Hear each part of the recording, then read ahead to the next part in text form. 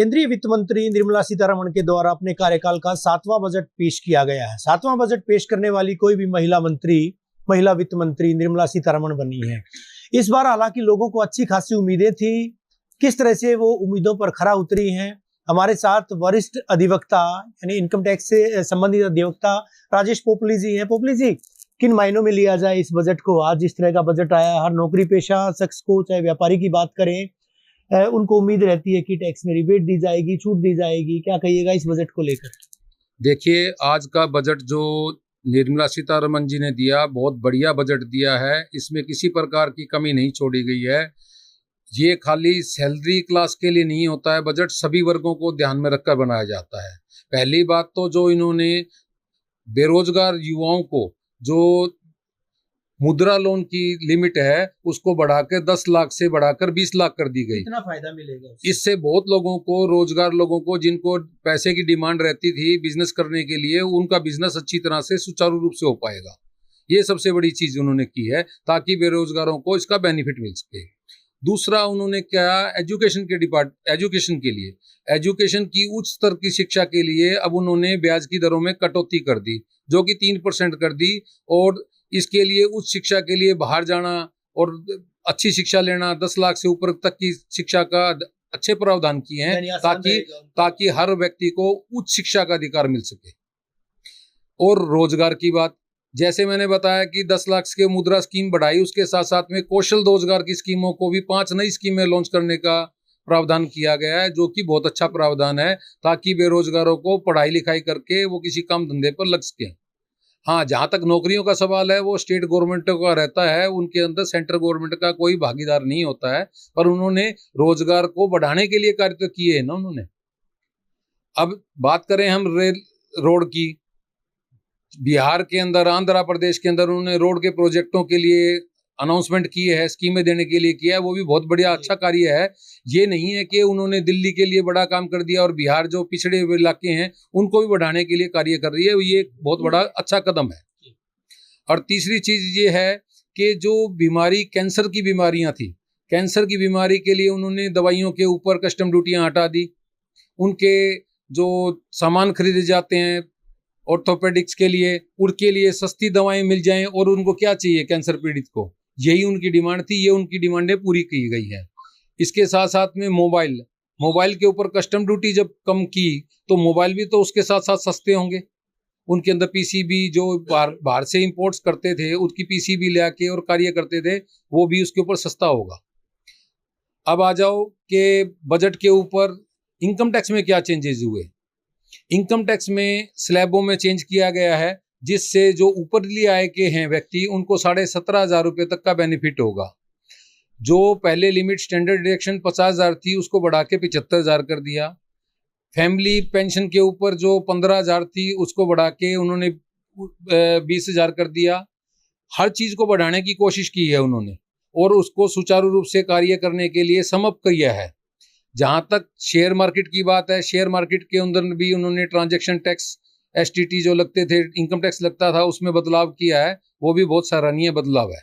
इस गणित को पोपली जी समझना चाहेंगे, जो टैक्स में जो आयकर की जो सीमा बढ़ाई गई है, कितना फायदा मिलेगा, किस किस तरह के स्लैब में जो है उनको फायदा होगा?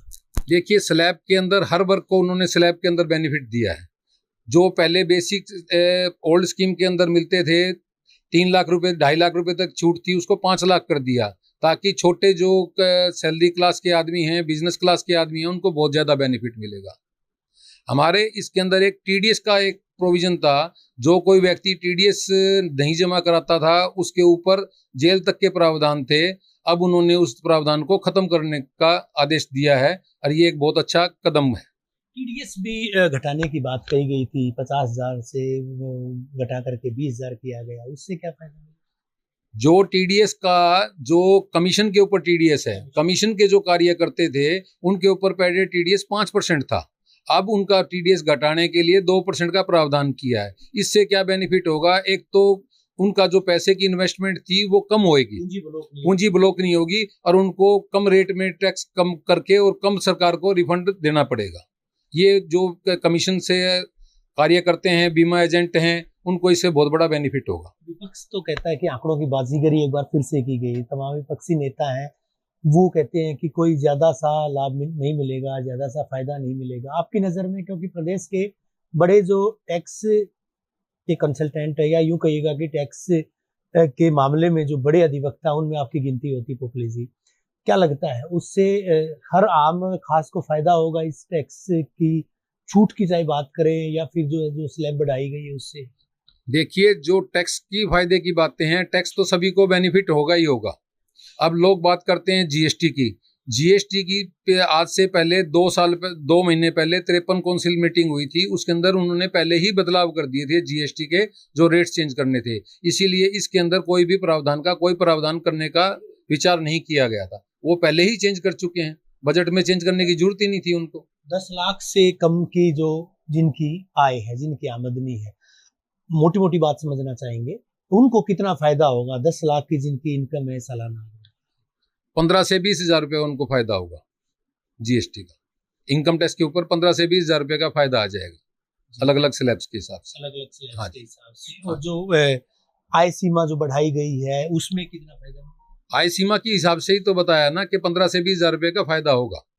जी, तो माना जा सकता है कि बजट एक संतुलित बजट है, और सरकार को अपनी सरकार भी चलानी है, उसके हिसाब से फंड्स भी चाहिए। उन सबको करने के लिए, खर्चा करने के लिए, बजट के लिए पैसा भी तो चाहिए होता है। लेकिन सिस्टम जो है कहीं ना कहीं माना जाएगा, जो टैक्स का सिस्टम है, आप रिटर्न भी भरते हैं, वो सिस्टम, वो ढर्रा जो है वो कहीं ना कहीं पुराना है।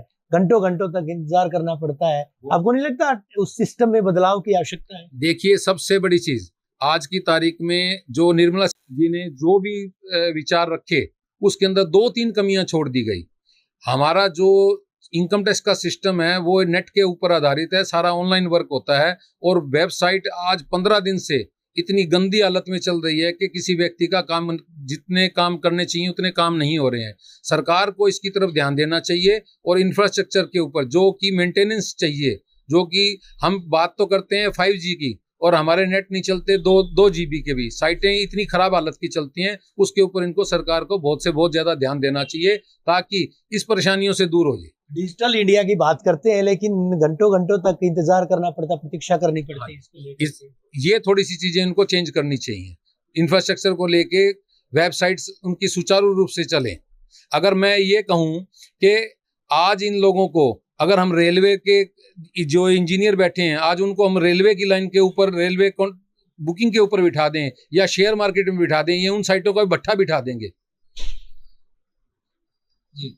मतलब उनको वहां कितनी स्पीड चाहिए होती है, क्या इनको नहीं समझ में आता कि हमारे को भी स्पीड चाहिए? इनकम टैक्स के जो दायरे में पेमेंट करते हैं, जो ऑनलाइन का काम करते हैं, उनको भी पेमेंट चाहिए, उनको भी ऑनलाइन के ऊपर, वेबसाइटों के ऊपर जरूर ध्यान देना चाहिए इनको, ये मैं कहूँगा। शुक्रिया आपसे बात करने के लिए, बड़े टैक्स कंसल्टेंट। और साथ ही साथ यूँ कहिएगा कि हरियाणा के बड़े नामी जो टैक्स के अधिवक्ता हैं, एडवोकेट्स हैं, उनमें गिनती होती है राजेश पोपली जी की। बरसों से कहीं ना कहीं टैक्स के मामले में जो है उनकी एक्सपर्टीज, उनको कहा जा सकता है विशेषज्ञता है।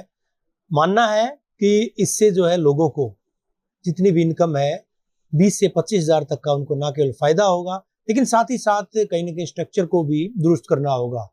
क्योंकि तमाम चीज़ें जो है डिजिटल इंडिया की हम बात करते हैं, लेकिन जब स्ट्रक्चर सही नहीं होगा तो निश्चित तौर पर खामियां तो दिखती हैं। बहरहाल बजट की अगर बात की जाए तो बजट को सही भी विशेषज्ञों के द्वारा करार दिया गया है कि इससे पहले जो है इस तरह का बजट नहीं आया था, सुधार भी किया गया, तरमीम की गई है। वीडियो जर्नलिस्ट सुमित अवस्थी के साथ रवि जांगड़ा, इंडिया न्यूज, हरियाणा।